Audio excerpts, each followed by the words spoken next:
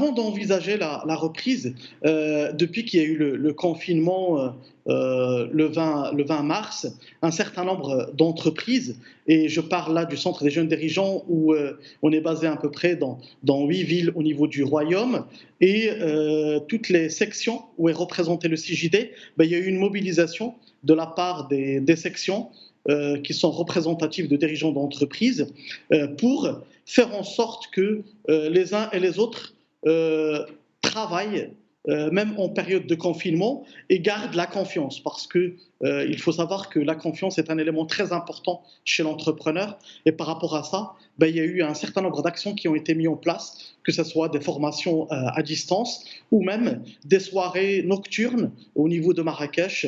La section de Marrakech a organisé des soirées nocturnes où il y avait de l'échange de bonnes pratiques entre dirigeants, et comment aussi répondre aux interrogations des dirigeants d'entreprise pour les aider en fait, à dépasser les difficultés qu'ils peuvent rencontrer, et aussi des échanges de bonnes pratiques. Puisque vous parlez Après, de Marrakech, justement, c'est l'une des villes les plus touchées puisque l'essentiel de l'économie de cette ville, nous le savons, repose sur le tourisme ainsi que tous les business qui gravitent autour de ce secteur clé. Alors justement, beaucoup de ces activités ne seront pas autorisés à reprendre. Est-ce que ces entrepreneurs que vous avez, bon, j'imagine que vous avez organisé cette soirée nocturne virtuellement, quelles sont justement leurs peurs et comment envisagent-ils la reprise quand il sera question de reprendre des activités qui sont arrêtées par décision ministérielle? En fait, c'est vrai que il y a au niveau de Marrakech, on est touché par le tourisme, mais il faut savoir que les dégâts sont énormes à l'échelle nationale. Oui.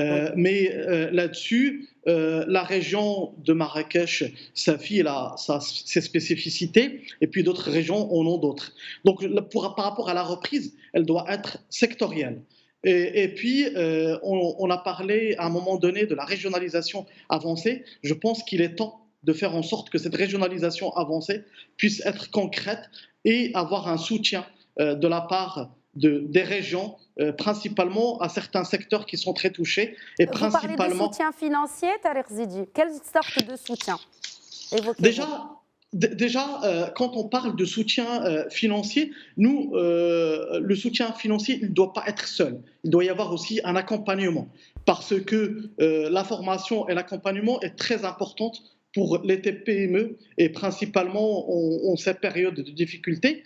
On sait que certaines entreprises ont des difficultés de trésorerie, mais il faut qu'ils aient un souffle de trésorerie avec un programme d'accompagnement.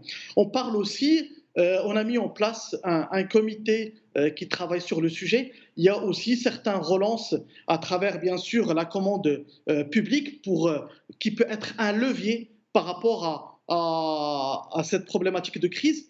Mais aussi, il faut revoir l'État doit améliorer la qualité de ses services. Et quand on parle du secteur touristique, il faut aussi parler, si demain on doit réouvrir les frontières, il faut qu'il y ait des mesures de sécurité qui vont pouvoir accompagner les entreprises, et qui vont pouvoir leur permettre de pouvoir accueillir des clients dans des conditions qui sont favorables.